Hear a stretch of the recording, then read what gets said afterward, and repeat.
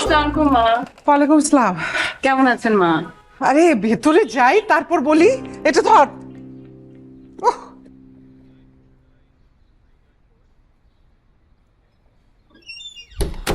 মা, নাস্তা করেছেন? এখন দুপুর, নাস্তা সে কখন করেছি? মা তাহলে চা করে দিই। তুমি কি বোকা নাকি বৌমা? এই গরমে কেউ চা খায়? শরবত দাও।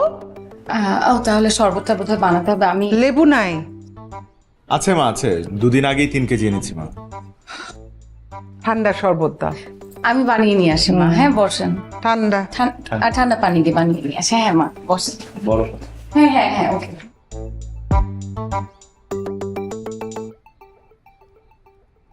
মা, হুট করে চলে আসলাম। তোমার শরীর ঠিক আছে? শরীর ঠিকই আছে। হুট করে আসবো না তো কিভাবে আসবো? কালকে তোদের কি ছিল? Marriage anniversary. হ্যাঁ। তা আমাকে আর তোর বাবাকে আসতে বললি না কেন? না না মা, আমরা তো কোনো অনুষ্ঠান করি নাই। অনুষ্ঠানের কি দরকার? আমরা কি বাইরের কেউ? বললেই তো আসতাম। ওভাবে তো ভেবে দেখি নাই মা। ওইভাবে তুমি কিছুই ভাবো না, সব আমার ভাবতে হয়। কি ভাবতে হয়? সেটা তোমাকে বলা যাবে না। বৌমা আসুক, ওর সাথে আমার কথা আছে। মা শরবত। বসো তো বৌমা, তোমার সাথে কথা আছে।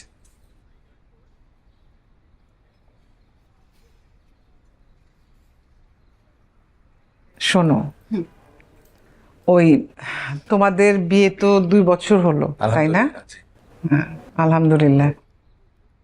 আমাকে না ওই আমার গ্রামের আত্মীয় স্বজন খালি জিজ্ঞেস করে তোমাদের বাচ্চা কাচ্চা কবে হবে। আমি তো কিছু বলতে পারি না। আসলে এটা তো তোমাদের ব্যক্তিগত ব্যাপার। আর ওই আমাদের বসিলাতে যে আমার বয়সী প্রতিবেশী আছে, ওরা বিকালবেলা যখন ওদের নাতি নাতনি নিয়ে খেলে, তখন আমার খুব ভালো লাগে, আবার খারাপও লাগে আর কি। তুমি তো বৌমা বুঝতে পারছো আমি কি বলতে চাই। হ্যাঁ মা আমি বুঝতে পারছি। মা দুপুরে কি খাবেন? আমি খাবার রেডি করে ফেলি। আরে না, আমি রান্না করব, তোমরা থাকো। আমি তো আজকে যাচ্ছি না, আমি 2-3 দিন আছি। তোমরা যাও, তোমাদের কাজ করো, আমি শরবতটা খেয়ে যাচ্ছি। ব্যাগটা আমার ঘরে দিয়ে আয়।